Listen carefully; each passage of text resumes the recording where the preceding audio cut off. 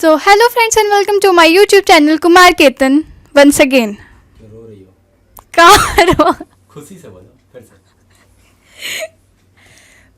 उधर So, hello friends and welcome to my YouTube channel Kumar Ketan once again. So, hello friends and welcome to my YouTube channel Kumar Ketan once again. अच्छा hello friends and welcome to my YouTube channel Kumar Ketan once again. So मेरा नाम विजया लक्ष्मी विश्वकर्मा है और जो YouTube channel है वो मेरे भैया का है। और कल मेरा एग्ज़ाम हुआ था, रिज़ल्ट आया था एग्ज़ाम का, तो आज भैया उसी पे मुझसे कुछ क्वेश्चंस पूछने वाले हैं। तो भैया आपको इधर आना पड़ेगा उसके लिए। सो फाइनली रिजल्ट आ गया, ठीक है, 10th क्रॉस हो गया।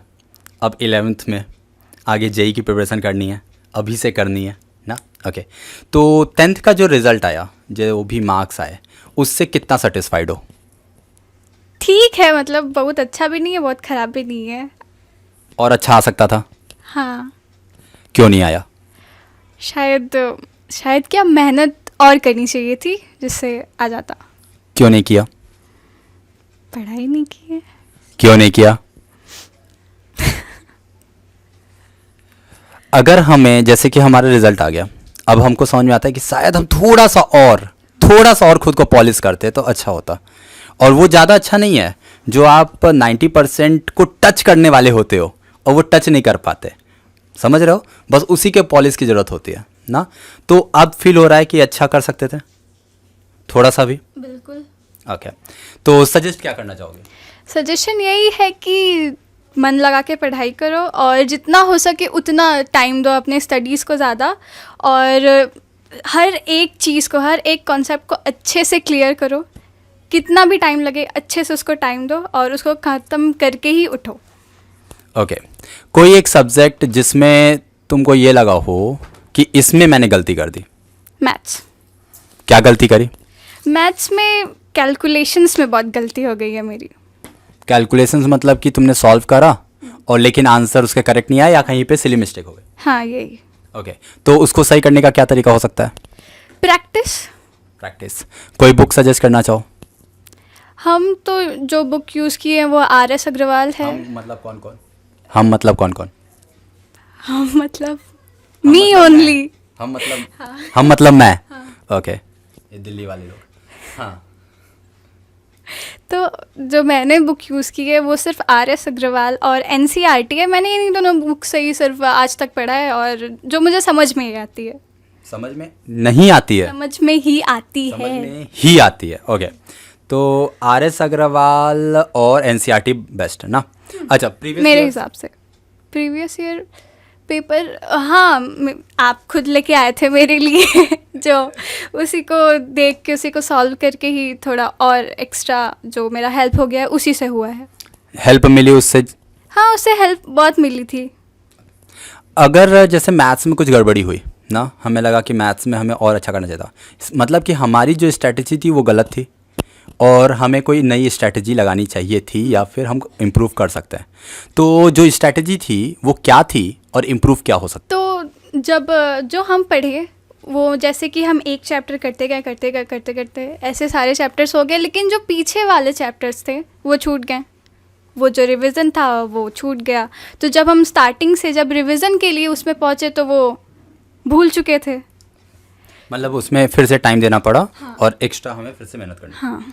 ओके मतलब कहना ये है कि हम लोग जो चैप्टर्स पीछे छोड़ देते हैं उनकी कॉन्टीन्यूसली रिवीजन करते रहनी चाहिए ताकि हमें वो समझ में। ओके रिवीजन के लिए हमें RS अग्रवाल ही यूज़ करनी है, मतलब एक पर्टिकुलर बुक, या प्रीवियस ईयर्स का हम यूज़ कर सकते हैं? नहीं, आप जो चाहें वो आप यूज़ कर सकते हैं। ऐसा कोई बाउंडेशन नहीं कि यही करनी है, लेकिन जो आप प्रेफर करें, जो आपको अच्छे से समझ में आए, जिससे आपको लगे कि हाँ ये अच्छे क्वेश्चंस इसमें मिल रहे हैं, तो आप उसको यूज़ कर सकते हैं। अब क्या होता है कि जैसे साइंस और मैथ होती है ना, इसको हम लोग स्टार्टिंग से पढ़ते हैं, ठीक है, साइंस मैथ करते रहते हैं दिन भर, ठीक है। हिंदी वो क्या SST होती है ना, हाँ SST एक आती है। तो ये जो सब्जेक्ट्स हैं ये स्टार्टिंग से तो नहीं पढ़ते कि पढ़ा था तुमने? नहीं, मैंने तो नहीं पढ़ा था स्टार्टिंग से। ये सर बस एग्ज़ाम के समय ही उठा, पढ़ा और लिख दिया। मार्क्स अच्छे आ गए? हाँ, मार्क्स इसमें तो अच्छे ही आए हैं। ओके तो क्या करना चाहोगे कि मतलब कि हमें स्टार्टिंग से पढ़नी चाहिए या मार्क्स अच्छे आ तो गए तो हम ऐसा कर सकते हैं? नहीं, ऐसा नहीं है कि सिर्फ एग्ज़ाम के लिए पढ़ के ख़त्म कर लेंगे, ऐसा बिल्कुल नहीं करना चाहिए। स्टार्टिंग से ही सारी चीज़ें पढ़नी चाहिए जो समझ में आ जाए, अच्छे से हो जाए इसके लिए। और ऐसा भी है ना कि ऐसा नहीं है कि सिर्फ 10th में पढ़ा फिर उसके बाद भूल गए, आगे भी काम आएंगे। पढ़ाई इसीलिए कि आगे काम आए, इसलिए हमेशा जेई की ऐसी कौन सी पढ़ाई जिसमें सोशल काम आएगा? जेई नहीं, जैसे अब आपके सामने कोई बैठा हुआ है, क्लास 10th का ही बच्चा है, अगर वो आपसे पूछे आप क्या करेंगे? तो बता दूंगा एसएसटी मैंने नहीं पढ़ी थी ढंग से, वो मेरे अच्छा नहीं था एसएसटी। तो बेइज्जती हो जाएगी तब तो। बिल्कुल नहीं, मेरे से फिजिक्स पूछो। नहीं, ये कौन सी बात है? अगर उसको आपसे सोशली पूछना तो वो क्या करेगा? मैं बोलूँगा कि बुक लाओ, मैं पढ़ के बताता हूँ। ये कोई तरीका नहीं है। तुम्हारे साथ तो यही करता था। हम ऐसा नहीं करना चाहते ना। हाँ, तुम ऐसा नहीं करना चाहते। मेरी बेइज्जती नहीं किया था ना उस वक्त। ये तो नहीं था ना कि भैया बेइज्जती कर रहे हो। नहीं नहीं, देखो सबका अपना सब्जेक्ट होता है। हाँ, वो बाद में जाकर के एक सब्जेक्ट पर्टिकुलर हो जाता है, ठीक है। लेकिन सही है कि हाँ, हमें स्टार्टिंग से पढ़ना चाहिए, भले थोड़ा थोड़ा पढ़ें ना, स्टार्टिंग से पढ़ना चाहिए, क्योंकि बर्डन हो जाता है एक साथ जाके एग्जाम टाइम पे। ओके, सेंटर गया था कि सेल्फ सेंटर था? सेंटर गया था। मतलब पेपर इजी आया होगा? पेपर इजी तो नहीं आया था, नॉर्मल था मेरे हिसाब से। तो यही रूल होता है ना, सेल्फ सेंटर वालों को पेपर टफ आएगा और बाहर जो सेंटर जाएगा उनका टफ। आप उल्टा बोल रहे हैं। मैं उल्टा बोल रहा हूँ? हाँ? सेल्फ सेंटर वालों का टफ है, इजी आएगा, हाँ। और बाहर वालों का टफ आएगा। नहीं, पेपर तो सारे सेम ही होंगे ना। वही तो। ये क्या था? पेपर तो सबका सेम आएगा ना एक डिस्ट्रिक्ट में है। इवन सीबीएसई का है ये तो स्टेट बोर्ड भी नहीं है, सीबीएसई है, तो इसमें तो सबका सेम आएगा। मतलब कुछ भी। ओके, कोई स्पेशल सजेशन अपने जूनियर्स के लिए? यही है कि आप पढ़ते रहो, सारे सब चैप्टर्स को पढ़ो, जितने भी सब्जेक्ट हैं, लेकिन पीछे का जो है उसे छोड़ो नहीं तो फिर वो लास्ट में आके पूरा गड़बड़ हो जाएगा। बर्डन हो जाएगा कि गड़बड़ हो जाएगा?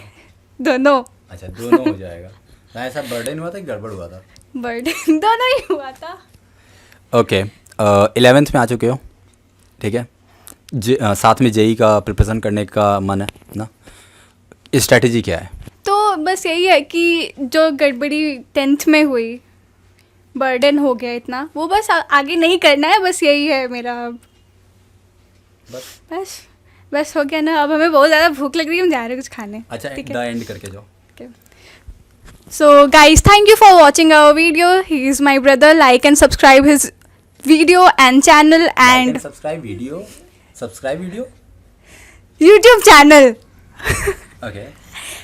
सो गाइस, चलते हैं आज के वीडियो में इतना ही, और आई होप कि आपको समझ में आया होगा कि हमसे क्या गलतियां हो सकती हैं और क्या हमारी स्ट्रैटेजी होनी चाहिए कि एक 10th का बच्चा अगर आपने अभी स्टार्ट करी है तो आपको किस तरीके से पढ़ना चाहिए, क्या गलतियां की जा सकती हैं जिससे मार्क्स थोड़े कम हो जाते हैं।